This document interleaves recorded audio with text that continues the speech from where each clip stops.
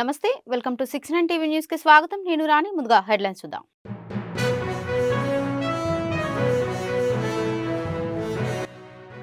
మంత్రి శ్రీధర్ బాబుతో ఇన్ఫోసిస్ ప్రతినిధులు భేటీ నగరంలో ఐటీ క్యాంపస్ విస్తరణకు సముఖత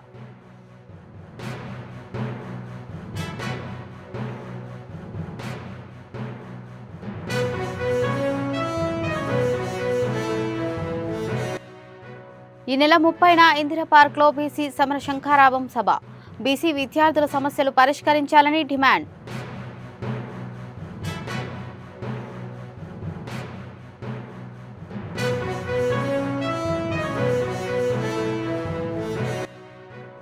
తన కార్యాలయంపై జరిగిన దాడిని ఖండించిన ఎమ్మెల్యే దాడి వెనుక ఎవరు ఉన్నా వదిలిపెట్టబోనన్న మహిపాల్ రెడ్డి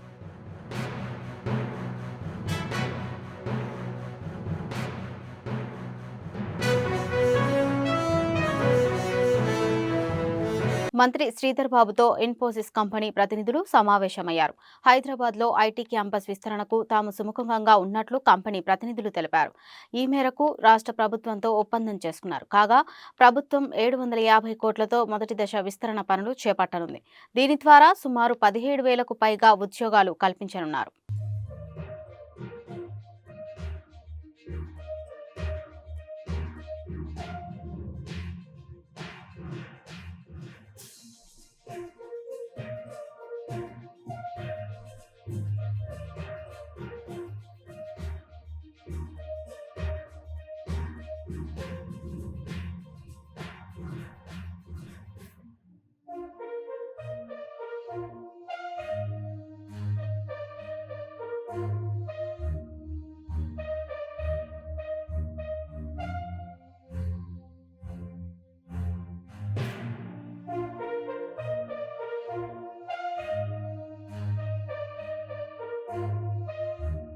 ఈ నెల 30న హైదరాబాద్ నగరంలోని ఇందిరా పార్క్ వద్ద బీసీ విద్యార్థుల సమర శంఖారావం సభ నిర్వహించనున్నట్లు బీసీ సంక్షేమ సంఘ జాతీయ అధ్యక్షుడు శ్రీనివాస్ గౌడ్ అన్నారు. ఉస్మానియా యూనివర్సిటీలో నిర్వహించిన సమావేశంలో పాల్గొన్న ఆయన సభకు సంబంధించిన గోడపత్రికను ఆవిష్కరించారు. రాష్ట్రంలో పెండింగ్లో ఉన్న ఫీజు రియంబర్స్మెంట్ బకాయిలను విడుదల చేయాలన్నారు. ఎస్సీ, ఎస్టీ, బీసీ మైనారిటీలకు ప్రైవేట్ యూనివర్సిటీలో కూడా రిజర్వేషన్లు అమలు చేయాలని ఆయన డిమాండ్ చేశారు.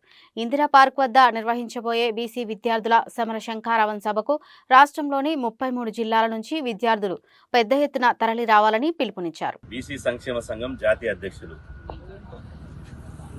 తెలంగాణ రాష్ట్రంలో పెండింగ్ లో ఉన్నటువంటి ఫీజుల రియంబర్స్మెంట్ బకాయిలను విడుదల చేయాలని, అదేవిధంగా పెరిగిన ధరల ప్రకారం స్కాలర్షిప్లు యూనివర్సిటీ విద్యార్థుల మెచ్చార్జీలు పెంచాలని, అదేవిధంగా ప్రైవేటు యూనివర్సిటీలో కూడా ఎస్సీ, ఎస్టీ, బీసీ సామాజిక రిజర్వేషన్లు అమలు చేయాలనే తదితర ప్రధాన డిమాండ్లతోటి బీసీ విద్యార్థి సంఘం ఆధ్వర్యంలో ఈ నెల 30వ తేదీన హైదరాబాద్లోని ఇందిరా పార్క్ వద్ద వేలాది మంది విద్యార్థులతోటి బీసీ విద్యార్థుల సమర శంఖారావాన్ని నిర్వహిస్తున్నాం.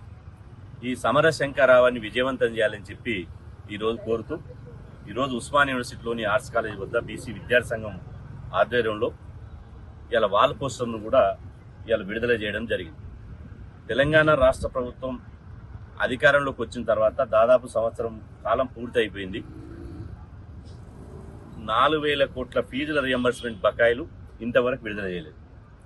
గత ప్రభుత్వం చేసినటువంటి బకాయిలను విడుదల చేయాలని చెప్పి విద్యార్థులు రోడ్డెక్కి కళాశాల యాజమాన్యాలు తమ కళాశాలకు తాళాలేసి హాల్ టికెట్లు ఇవ్వకుండా, ఇవాళ పరీక్షల కాలం కాబట్టి హాల్ టికెట్లు ఇవ్వకుండా, ఎగ్జామ్ సెంటర్లు నిర్వహించకుండా తెలంగాణ రాష్ట్రంలో లక్షలాది మంది విద్యార్థులు అరిగోసపడుతున్నారు.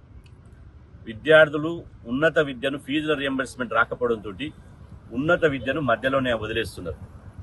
ఫీజులు కట్టలేక తమ కులవృత్తులలో మళ్ళీ వెనక్కి వెళ్ళిపోతున్నారు. గత ప్రభుత్వం చేసిన బకాయిలు మేమెందుకు విడుదల చేస్తామని ఒక మొండి ధోరణితో వ్యవహరిస్తుంది. ఈరోజు మేము అంటున్నాం, ఫీజుల రియంబర్స్మెంట్ బకాయిలు విడుదల చేయకపోవడం, ఉద్యోగ ఖాళీలు భర్తీ చేయకపోవడం, విద్యార్థి నిరుద్యోగ వ్యతిరేక చర్యలకు పాల్పడినందుకే గత ప్రభుత్వానికి విద్యార్థులు నిరుద్యోగులు బుద్ధి చెప్పి ప్రతిపక్షంలో కూర్చోబెట్టారు. మేము అధికారంలోకి వస్తే కామారెడ్డి డిక్లరేషన్లో ఫీజుల బకాయిలు విడుదల చేస్తాం, బీసీ విద్యార్థుల పూర్తి ఫీజులు చెల్లిస్తాం. యూనివర్సిటీలలో ఉన్నటువంటి మెస్ బిల్లులు మేమే భరిస్తాం. అదేవిధంగా ఎస్సీ ఎస్టీ బీసీ సామాజిక రిజర్వేషన్ అమలు చేస్తామని చెప్పి కాంగ్రెస్ పార్టీ హామీ ఇచ్చి, ఎన్నికల్లో హామీ ఇచ్చి అధికారంలోకి వచ్చింది. ఇలా అధికారంలోకి వచ్చి సంవత్సరం అయినప్పటికీ ఫీజుల రియంబర్స్మెంట్ దాదాపు 5,000 కోట్ల ఫీజుల రియంబర్స్మెంట్ బకాయిలు ఉన్నాయి. ఇవాళ ఎందుకు బకాయిలు విడుదల చేయలేదని చెప్పి ఈ సందర్భంగా ప్రభుత్వాన్ని మేము ప్రశ్నిస్తున్నాం. ఈరోజు అడుగుతున్నాం, ప్రభుత్వము కుంటి సాకులు చెప్తున్నది. పేద విద్యార్థులకు చదువుకోవడానికి ఫీజులు ఇవ్వమంటే ఇవ్వనటువంటి ప్రభుత్వం రాష్ట్రంలో బడా కాంట్రాక్టర్లకు, ప్రభుత్వంలో ఉన్నటువంటి కొంతమంది మంత్రులు కాంట్రాక్టర్లు ఉన్నారు, వాళ్లకు 1,000 కోట్లు విడుదల చేస్తున్నారు. ఎవరైతే గతంలో టీఆర్ఎస్ ప్రభుత్వంలో ఒక వెలుగొలిగినటువంటి మెగా కృష్ణారెడ్డి లాంటి కాంట్రాక్టర్లకు 1,000 కోట్లు విడుదల చేస్తున్నారు. పెద్ద పెద్ద బడా కాంట్రాక్టర్లకేమో 1,000 కోట్లు విడుదల చేస్తున్నారు. కానీ పేద విద్యార్థులు, ఎస్సీ ఎస్టీ బీసీ విద్యార్థులు, చదువుకునేటువంటి విద్యార్థులకు మాత్రం ఒక 20,000 30,000 రావాల్సినటువంటి ఫీజుల బకాయిలు ఎందుకు విడుదల చేయలేదని మేము ఈ ప్రభుత్వాన్ని సూటిగా ప్రశ్నిస్తున్నాం. తెలంగాణ వక్ఫ్ బోర్డు చైర్మన్ సయ్యద్ అజాముల్లాతో కలిసి యకత్పురా ఎమ్మెల్యే జాఫర్ హుస్సేన్ హైదరాబాద్లో పర్యటించారు. మాదన్నపేటలో ఉన్న వక్ఫ్ బోర్డు స్థలాన్ని పరిశీలించారు. వక్ఫ్ బోర్డు స్థల సంరక్షణకు చర్యలు చేపడతామని తెలిపారు. మాదన్నపేటలో ఉన్న ఈ స్థలాన్ని కొందరు కబ్జా చేసి నిర్మాతలు చేపడుతున్నారని, ఎంపీ ఎమ్మెల్యేల నుంచి తమకు ఫిర్యాదు అందిందని వక్ఫ్ బోర్డు చైర్మన్ సయ్యద్ అజముల్లా వెల్లడించారు. స్థలంలో అక్రమ నిర్మాణాలు జరగకుండా పటిష్ట చర్యలు తీసుకోనున్నట్లు వెల్లడించారు.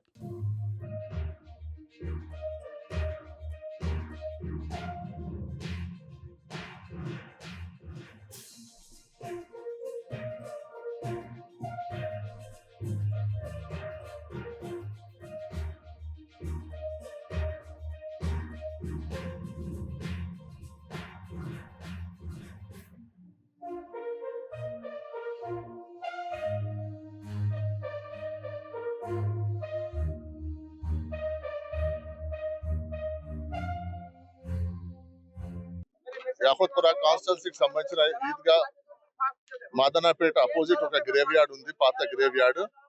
ఆ వక్ఫ్ అండర్ వక్ఫ్, అది నోటిఫైడ్ వక్ఫ్ ప్రాపర్టీ. గత 20-30 సంవత్సరాల నుంచి వాళ్ళు ఇల్లీగల్ గా ఎంక్రోచ్ చేసి ఏదో వాళ్ళు బిజినెస్ చేసుకుంటే సరే అని మేము పాత ఎంక్రోచర్స్ అని మేము దానికి లైట్ తీసుకుంటే, కానీ ఇప్పుడు మొన్న వాళ్ళే స్వయంగా ఆ షాప్ ను కాలబెట్టుకుని ఇంకా మన గ్రేవ్ యార్డ్ లోపల ఎంకరేజ్ చేసి ప్రయత్నం చేస్తున్నారు. నేను వాళ్ళకు వార్నింగ్ ఇచ్చాము, మీరు ఇల్లీగల్ గా ఎంకరేజ్ చేస్తున్నారంటే వాళ్ళు బుల్డోజర్ జేసీబీ పెట్టి without Waqf board permission, without municipal permission వాళ్ళు రెగ్యులర్ గా కన్స్ట్రక్షన్ చేస్తా పోతా ఉంటే లోకల్ ఎంపీ గారు, అదే విధంగా ఎమ్మెల్యే గారు వక్ఫ్ బోర్డ్ కు ఎన్నోసార్లు కంప్లైంట్ చేస్తారు. ఈ రోజు నేను స్వయంగా వక్ఫ్ బోర్డ్ చైర్మన్ గా నేను స్వయంగా ఈ రోజు వచ్చి ఫిజికల్ ఇన్స్పెక్షన్ చేశాను. వాళ్ళు పాత బౌండరీ కంటే కూడా ఉన్న పాత గ్రేవ్స్ ను వాళ్ళు తీసేసి ఇంకా లోపల ఎంకరేజ్ చేయడం జరిగింది. Local officers, municipal officers, police officers కూడా చూపించడం జరిగింది. దీని మీద ఇమీడియట్ వక్ఫ్ బోర్డ్ యాక్షన్ తీసుకుంటూ మున్సిపల్ కు ఇల్లీగల్ ఎంకరేజెస్ డిస్మాంటిల్ చేయాలి, ఇల్లీగల్ ఎంకరేజెస్ క్లియర్ చేయాలని వక్ఫ్ బోర్డ్ తరఫు నుంచి లోకల్ ఎమ్మెల్యే గారు, వక్ఫ్ బోర్డ్ తరఫు నుంచి మేము కలిసి ఒక రిప్రజెంటేటివ్ ఇచ్చి ఎంకరేజెస్ క్లియర్ చేయడానికి ఆర్డర్ తీసుకొచ్చి ఆఫీసర్స్ ద్వారా ఇమీడియట్ ఇది ఖాళీ చేయించడం జరుగుతుంది. తన కార్యాలయంపై జరిగిన దాడిని ఎమ్మెల్యే గూడెం మహిపాల్ రెడ్డి ఖండించారు. క్యాంప్ ఆఫీస్పై కాంగ్రెస్ నేతలు దాడి చేయడం దారుణమన్నారు. ఈ దాడి వెనుక కాటా శ్రీనివాసరెడ్డి ఉన్నారని ఎమ్మెల్యే వెల్లడించారు. కాటా శ్రీనివాసరెడ్డిపై ఆగ్రహం వ్యక్తం చేసిన ఆయన ఎమ్మెల్యేగా పోటీ చేసి 3 సార్లు ఓడినా సిగ్గు రాలేదని విమర్శించారు. ప్రజలు అతన్ని నమ్మి సర్పంచ్గా గెలిపిస్తే ట్రేజరీకి పాల్పడ్డారని గుర్తు చేశారు. మరోవైపు కాంగ్రెస్ నేతలు అభివృద్ధికి సహకరించాలని ఎమ్మెల్యే కోరారు. ఈరోజు ఎమ్మెల్యే క్యాంప్ ఆఫీస్ పైన జరిగిన దాడి అనేది దురదృష్టకరం. ఇది ఈరోజు ధర్నా చేసిన కాంగ్రెస్ కార్యకర్తలు, కాటా శ్రీనివాస్ గౌడ్ గారి వర్గము, కాటా శ్రీనివాస్ గారు చేసినటువంటి ఒక దుర్మార్గమైన ఆలోచన. ఇది చాలా దుర్మార్గము. ఎమ్మెల్యే క్యాంప్ ఆఫీస్ అంటే ఎమ్మెల్యే ఫ్యామిలీ మెంబర్తో సహా ఉండే ఇల్లు ఇది. ఎమ్మెల్యే ఇంటి మీద దాడి చేయడం అనేది దుర్మార్గం. మీరు ధర్నా చేసుకొని దిష్టిబొమ్మలు కాలబట్టి ప్రజాస్వామ్యంలో ఎవరు చేసే హక్కు వాళ్ళకు ఉన్నది. కానీ ఈ అటాక్ చేయడం అనేది, అటాక్ చేసి చైర్లు నిలగొట్టి డోర్లు నిలగొట్టి చేయడం అనేది ఇది చిల్లర లెక్కలు. చీప్ మెంటాలిటీ రోడ్ల మీద తిరిగేటోళ్ళు చేసే పని ఇది. మేము వారు చేసే ధర్నా గురించి కానీ మేము ఆలోచన చేసి ఉంటే ఏ విధమైనటువంటి పరిస్థితులు ఉంటుండే. ఈరోజు మాకు చేతకాక కాదు, గాజులు పెట్టుకొని లేమిడ. ఈరోజు పటంచెరు నియోజకవర్గం అంటే ఒక్కటిసారి కాదు, 2 సార్లు కాదు, 3 సార్లు నన్ను ఆశీర్వదించారు ప్రజలు.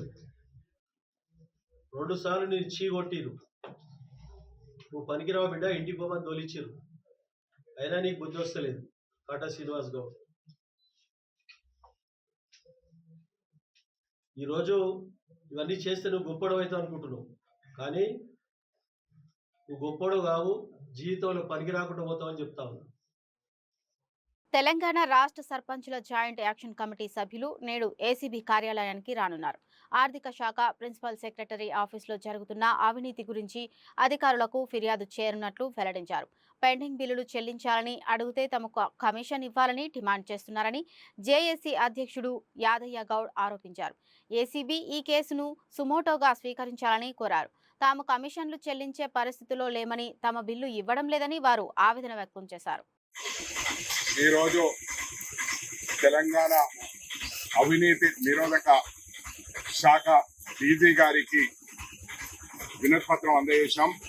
తెలంగాణ రాష్ట్రంలో ఆర్థిక శాఖ ఫైనాన్స్ కమిషన్లో జరుగుతున్న అవినీతి అక్రమాల పైన దర్యాప్తు జరిపించాలని, ఎందుకంటే పెద్ద కాంట్రాక్టర్లకు బిల్లులు చెల్లిస్తున్నారు. మా గ్రామ పంచాయతీలో పనిచేసిన సర్పంచులు SDF చెక్కులు జనరేషన్ అయి ఉన్నాయి. ఆ జనరేషన్ అయిన చెక్కుల అమౌంట్ ఇవ్వమంటే ఇచ్చేటందుకేమో వీలు పడతలేదు. అదేవిధంగా బడా కాంట్రాక్టర్లకు వారికి ₹1,00,00,000 పెండింగ్ బిల్లులు రిలీజ్ చేస్తున్నారు. వాళ్ళు రిలీజ్ ఏ విధంగా చేస్తున్నారంటే, వాళ్ళు అవతల చెప్పుడు మాటలు ఏంటంటే 90% నుంచి 12% వరకు కమిషన్లు తీసుకొని ఆ కమిషన్లు. ఆంధ్రప్రదేశ్ వ్యాప్తంగా మంత్రి నారా లోకేష్ బర్త్డే వేడుకలు ఘనంగా నిర్వహించారు. లోకేష్ బర్త్డేను పురస్కరించుకుని టీడీపీ శ్రేణులు విశాఖలో మెగా రక్తదాన కేంద్రం ఏర్పాటు చేశారు. ఈ కార్యక్రమంలో మంత్రి అచ్చెన్నాయుడు పాల్గొని కార్యక్రమాన్ని ప్రారంభించారు. కార్యకర్తల కోసం సంక్షేమ నిధిని ఏర్పాటు చేసిన మొదటి నాయకుడు నారా లోకేష్ అన్నారు. యువకలం పాదయాత్రతో రాష్ట్ర ప్రజల అభిమానాన్ని పొందడం ద్వారా పార్టీని అధికారంలోకి తీసుకువచ్చారన్నారు. పార్టీలో కష్టపడి పనిచేసిన ప్రతి ఒక్కరికి తగిన గుర్తింపు లభిస్తుందని మంత్రి వెల్లడించారు. ఈ రాష్ట్రంలో 164 స్థానాలతో ఎన్డీఏ కూటమి గెలవడానికి ప్రధాన భూమికి పోషించిన వ్యక్తి శ్రీ నారా లోకేష్ గారు. ఇప్పుడు 7 మాసాలైంది. రాష్ట్రం అనాదిగా ఉంది. అప్పులు విపరీతంగా ఉన్నాయి. రోజు గడవాలంటే కష్టం. ఈ రాష్ట్రం మీద పూర్తిగా నమ్మకం పోయిన నమ్మకాన్ని 7 మాసాల్లో చంద్రబాబు నాయకత్వంలో మళ్ళీ తీసుకొచ్చాం. పెట్టుబడులు విపరీతంగా వస్తున్నాయి. అందులో ఉత్తరాంధ్ర ఈ ప్రాంతం అంటే తెలుగుదేశం పార్టీ కంచుకోట. ఈ ప్రాంతం ఇంకా మనం చేయాలి. ఈ ప్రాంతం మన పార్టీకి మనకి ఆదరిస్తుంది. ఇక్కడ వలసలు వెళ్ళకూడదు. ఉపాధి అవకాశాలు ఇవ్వాలి, ఉద్యోగ అవకాశాలు ఇవ్వాలని 7 మాసాలుగా ఈరోజు టాటా వాళ్ళతో మాట్లాడి టాటా డేటా సెంటర్ కానీ, ఈరోజు మిట్టల్ స్టీల్ ప్లాంట్ కానీ, నిన్న లేదు మొన్న 1,80,000 కోట్లతో ప్రధానమంత్రి గారు వేసినటువంటి హైడ్రో పవర్ కానీ, అదేవిధంగా ఈ ప్రాంతానికి అవసరమైనటువంటిది, ఈ ప్రాంతం ప్రధాన కళ రైల్వే జోన్, ఇవన్నీ కూడా సాధించుకోవాలి. ఆంధ్రప్రదేశ్లోని అనంతపురం జిల్లాలో భారీ చోరీ జరిగింది. జిల్లాలోని తాళం వేసి ఉన్న ఇంట్లో చొరబడ్డ దుండగులు బీరువాలోని 3.50 కోట్ల విలువ గల బంగారు ఆభరణాలు, వజ్రాలను దోచుకెళ్లారు. ఇంట్లో చోరీ జరిగిన విషయాన్ని గమనించిన యజమాని పోలీసులకు సమాచారం ఇచ్చారు. ఘటనా స్థలికి చేరుకున్న పోలీసులు చోరీ జరిగిన ప్రాంతాన్ని పరిశీలించారు. మరికొన్ని రోజుల్లో తన కూతురి పెళ్లి ఉందని, పెళ్లి కోసం బంగారం తెచ్చినట్లు బాధితుడు తెలిపాడు. పెళ్లి కార్డులు ఇవ్వడానికి వెళ్లి వచ్చేసరికి చోరీ జరిగిందని బాధితుడు వాపోయాడు. బాధితుడి ఫిర్యాదుతో కేసు నమోదు చేసుకున్న పోలీసులు దర్యాప్తు చేస్తున్నారు.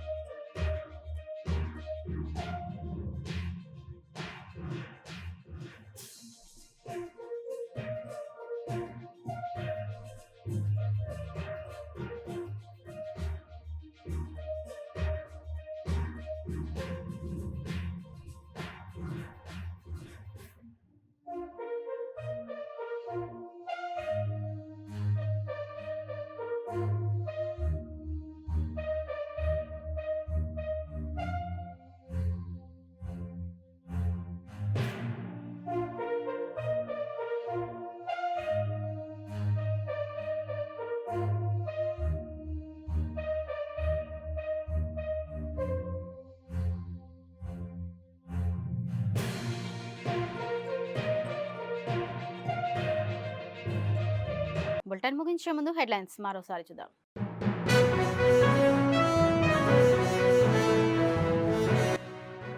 మంత్రి శ్రీధర్ బాబుతో ఇన్ఫోసిస్ ప్రతినిధులు భేటీ. నగరంలో ఐటీ క్యాంపస్ విస్తరణకు సముఖత.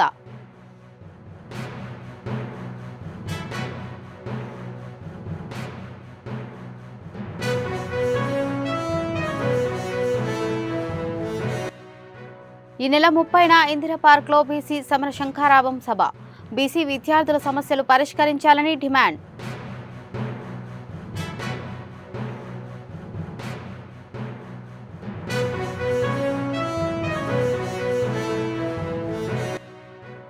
తన కార్యాలయంపై జరిగిన దాడిని ఖండించిన ఎమ్మెల్యే. దాడి వెనుక ఎవరు ఉన్నా వదిలిపెట్టబోనన్న మహిపాల్ రెడ్డి.